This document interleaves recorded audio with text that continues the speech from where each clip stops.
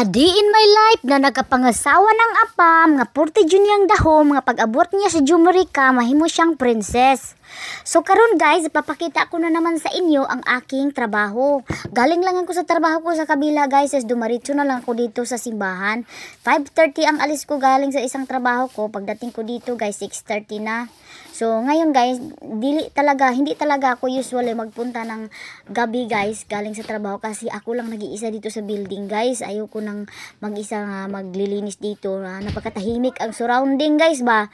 So ngayon, itinitik advantage ko guys kasi yung mga kalakinan for today's video nagluto-luto sila guys. So oportunidad ko na guys na magpunta habang nagkain-kain sila doon o maglinis-linis ako sa building guys. So kahapon guys, it's my birthday, January 29 guys. Medyo princess ako nung time na yun guys kasi birthday natin, di ba? So pagkatapos ng birthday guys, so balik na naman tayo guys sa trabaho natin. Hindi tayo nakapagkali guys, trabaho na naman uli tayo. Minsan lang tayo maging princess sa buhay.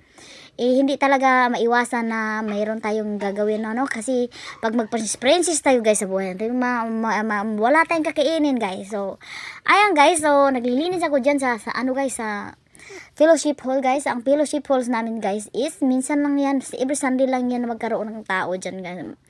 Kasi ano, every service lang. So ang ginagawa ko dyan guys, sometimes magkukuha ako ng mga basura, sometimes maglinis-linis mga alikabok guys, lalo na yung sa piano area guys. Kumakain talaga siya ng mga alikabok kasi sobrang shiny or something. Makikita mo talaga kung ano ang alikabok ng meron. So ayan guys, so hindi ako masyadong nagbabacuum dyan kasi hindi naman lagi may tao dyan mga ka-channel. So ayan guys, mapunta na ako dyan, malapit ako matapos dyan mga ka-channel. So nagugutom na rin ako guys, gusto ko na rin kumakain ano, kasi sila nagkakainan dito, ako dito naglalampaso sa loob ng building. So ayan ang trabaho ko dyan sa church guys. So once a week guys, pupuntahan ko siya twice a week guys. So as long as Sunday malinis siya guys, no?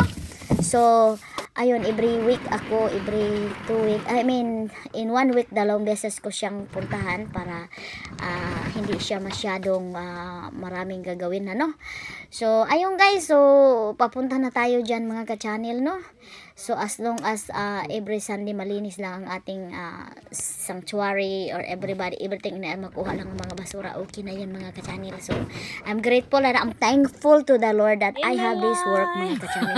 Dagdag income ba? My friend Ricky so, ayun kaya mga, say hi. ang asawa ko dyan guys, so, you ayun dare yung take friend my niya, picture. I'll ihatid break pa your niya sa camera. bahay nila kasi hindi nagdadrive Say yan. hi. So ngayon, so Take dito my lang picture. muna Take tayo video. ang ating video How for today handsome guys you ha. are. Kasi pauwi na rin tayo at saka Yeah, gabi I na. So thanks guys for watching and I hope you guys see you in my next vlog. Bye bye.